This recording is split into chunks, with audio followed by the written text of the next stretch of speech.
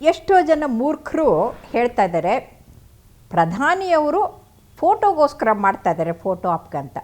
ಧ್ಯಾನ ಮಾಡುವಾಗ ಯಾರೂ ಫೋಟೋ ತೆಗೆಯೋದಿಲ್ಲ.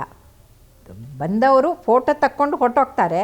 ಇವರು 2 ದಿನ ಅಂದರೆ 48 ಅವರ್ಸು ಧ್ಯಾನ ಮಾಡ್ತಾ ಇರೋದು.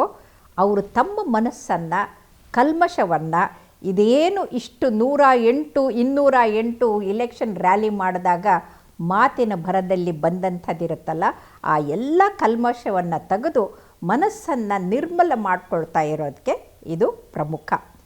ಹೀಗೆ ಮಾಡೋದ್ರಿಂದ, ನೀರು ಕುಡಿದ್ರಿಂದ ಅವರ ಶರೀರ ಚೆನ್ನಾಗಾಗತ್ತೆ. ನೀರಿಗೆ ಅಥರ್ವ ವೇದದಲ್ಲಿ ಜೀವಜಲ ಅಂತಾರೆ.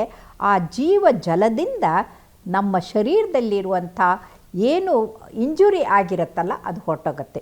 ಸ್ಟ್ರೆಸ್ ಆದಾಗ ನಮ್ಮ ಆನುವಂಶಿಕವಾಗಿರುವಂಥ ಜೀನ್ಸ್ನಲ್ಲಿ ಟೆಲೋರಿಮ್ ಅಂತಿರುತ್ತೆ, ಅದು ಚಿಕ್ಕದಾಗ್ಬಿಟ್ಟು ಸ್ಟ್ರೆಸ್ಸಿಂದ ಅವ್ರಿಗೆ ಶಕ್ತಿ ಕುಂದಿರುತ್ತೆ.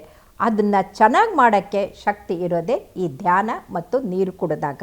ಹಾಗಾಗಿ ಯಾವಾಗ ಮೋದಿಯವ್ರಿಗೆ ಅವ್ರ ಶಕ್ತಿ ಹೆಚ್ಚಾಗುತ್ತೋ ಅವರು ಇನ್ನೂ ಹೆಚ್ಚು ಶಕ್ತಿಯಿಂದ ಜನರ ಸೇವೆ ಮಾಡ್ಬೋದು, ದೇಶದ ಸೇವೆ ಮಾಡ್ಬೋದು.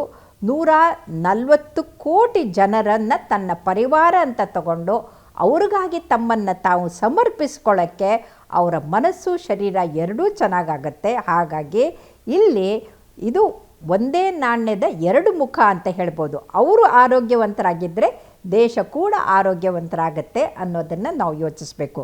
ಹಾಗಾಗಿ ಅವರು ಧ್ಯಾನ ಮಾಡ್ತಾ ಇರೋದು, ನೀರು ಕುಡಿತಾ ಇರೋದು ಕೇವಲ ಅವರಿಗಾಗಿಲ್ಲ, ಅವರು ಮತ್ತೆ ಬಂದ ತಮ್ಮನ್ನು ತಾವು ಸಮಾಜಕ್ಕೆ ಅರ್ಪಿಸಿಕೊಂಡಾಗ ದೇಶದ ಉದ್ಧಾರಕ್ಕಾಗಿ ಅಂತ ನಾವು ಅರ್ಥ ಮಾಡ್ಕೊಳ್ಬೇಕು.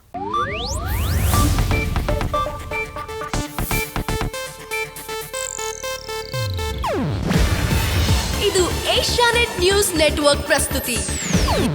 ನೀವು ನೋಡ್ತಿದ್ದೀರಾ ಏಷ್ಯಾನೆಟ್ ಸುವರ್ಣ ನ್ಯೂಸ್.